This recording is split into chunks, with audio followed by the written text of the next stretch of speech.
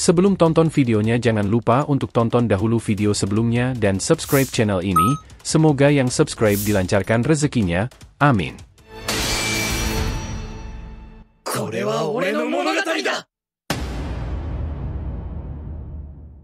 Peringatan, ini adalah hanya fan teori, dan jadikan sebagai video hiburan di waktu senggang. Boruto episode 297, Mencari Kebenaran Dewa. Adegan dimulai kembali di sebuah gua yang sangat gelap, suasana mencekam menyelimuti tempat tersebut. Di dalam gua, terlihat Otsutsuki asing yang sedang berdiam diri di atas singgasananya yang terbuat dari kristal hitam.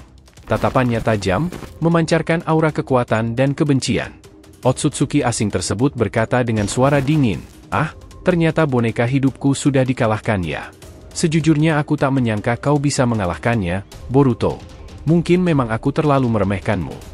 Senyum licik terukir di wajahnya saat dia menatap ke arah bola kristal yang memantulkan gambar Boruto yang berdiri dengan kemenangan di medan pertempuran.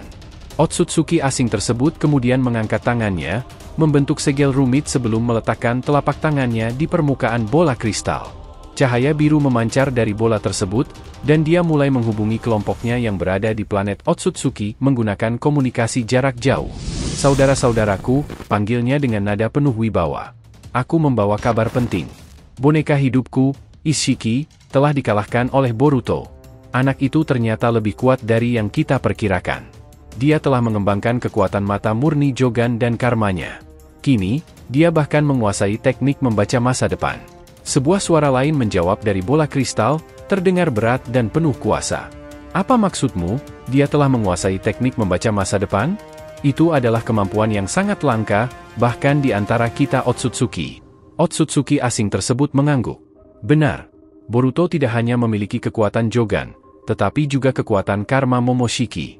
Gabungan dari kedua kekuatan itu membuatnya mampu melihat dan merespons serangan sebelum terjadi.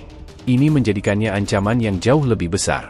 Suara ketiga, lebih halus namun sama mematikannya, ikut berbicara. "Kita tidak bisa membiarkan anak itu terus berkembang. Dia bisa menjadi ancaman bagi seluruh misi kita. Kita harus segera mengambil tindakan." Otsutsuki asing itu tersenyum licik. "Aku setuju, kita perlu mengirim pasukan yang lebih kuat.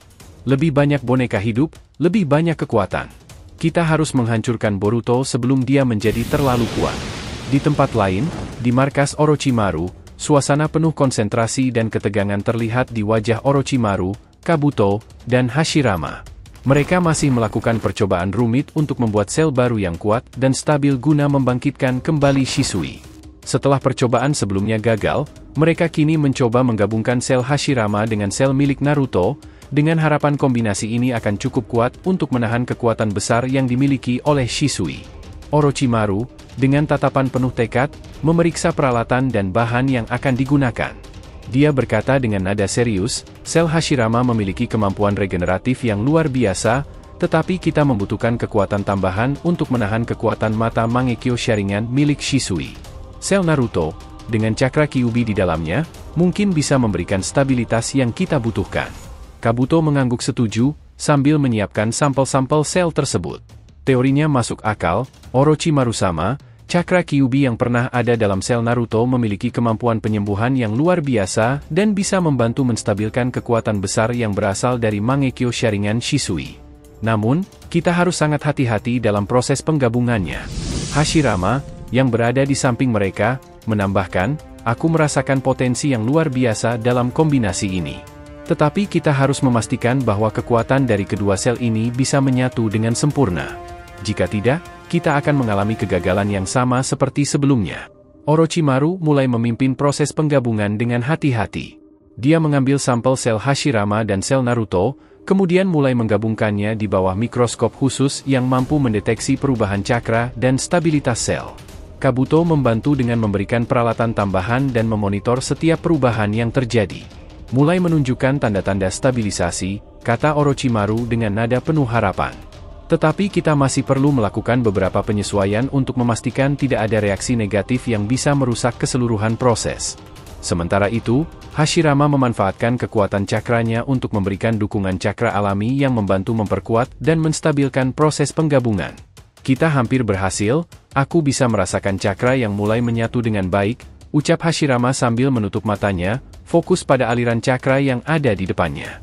Proses tersebut berlangsung beberapa jam dengan penuh konsentrasi dan ketelitian. Setiap perubahan kecil dalam sel dipantau dan disesuaikan dengan cermat. Akhirnya, Orochimaru tersenyum puas ketika dia melihat bahwa penggabungan sel tersebut berhasil dan mulai menunjukkan tanda-tanda stabilitas yang sempurna. Kita berhasil, kata Orochimaru sambil tersenyum. Sel ini memiliki potensi untuk menahan kekuatan besar yang dimiliki oleh Shisui. Langkah selanjutnya adalah melakukan percobaan untuk melihat apakah kita bisa membangkitkannya dengan sempurna. Di sisi lain, Koji dan Toneri Otsutsuki bergerak dalam bayangan, mengamati dengan cermat pergerakan dari Otsutsuki asing dan Shinju. Mereka telah menyusup ke sekitaran Konoha untuk memastikan bahwa tidak ada ancaman yang lolos dari pengawasan mereka. Siang itu, matahari sangat cerah, memberikan penerangan di tengah kegelapan ancaman yang sedang mengintai dunia shinobi. Koji, dengan wajah serius dan tatapan tajam, berkata kepada Toneri, "Aku akan berjaga di sisi utara. Kau berjaga di arah sebaliknya. Kita tidak bisa membiarkan Otsutsuki asing ini mendekati Konoha tanpa kita ketahui." Toneri mengangguk setuju, matanya yang bercahaya biru menatap ke arah selatan. "Setuju, kita harus memastikan bahwa desa ini tetap aman. Aku akan menggunakan Byakuganku untuk memantau setiap pergerakan yang mencurigakan." Koji mengaktifkan jutsu penyamaran dan mulai bergerak menuju sisi utara Konoha, menyelinap di antara pepohonan dan bayangan bangunan. Dia menggunakan teknik klon untuk menciptakan beberapa salinan dirinya yang tersebar di berbagai tempat strategis. Dengan begitu, dia bisa mengawasi lebih banyak area sekaligus. Sementara itu, Toneri melayang perlahan ke arah selatan, matanya yang berkilauan memindai setiap sudut dan celah di sekitar Konoha. Byakugannya memungkinkan dia untuk melihat jauh ke dalam sudut desa, memastikan tidak ada musuh yang mendekat tanpa terdeteksi. Dia juga menciptakan beberapa bola cakra untuk berjaga-jaga, siap melepaskan serangan cepat jika diperlukan. Adegan kemudian berpindah kembali ke Boruto, yang terlihat sedang beristirahat di hutan tak jauh dari Konoha, tempat yang sering dia datangi untuk merenung. Angin di siang hari berhembus pelan, membawa sejuknya udara dan memberikan rasa tenang di tengah keramaian Konoha yang mulai mereda. Boruto duduk dengan mata yang menatap jauh ke arah Cakrawala, merenung mengenai apa yang telah terjadi sebelumnya.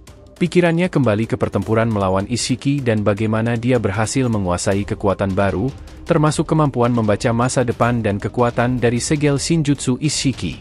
Dia merasa lebih kuat dari sebelumnya, namun juga menyadari bahwa kekuatan besar ini datang dengan tanggung jawab yang lebih besar. Dengan kekuatan ini, aku bisa melindungi desa dan semua orang yang kucintai, gumam Boruto pada dirinya sendiri. Tapi aku juga harus berhati-hati. Kekuatan seperti ini bisa menjadi pedang bermata dua.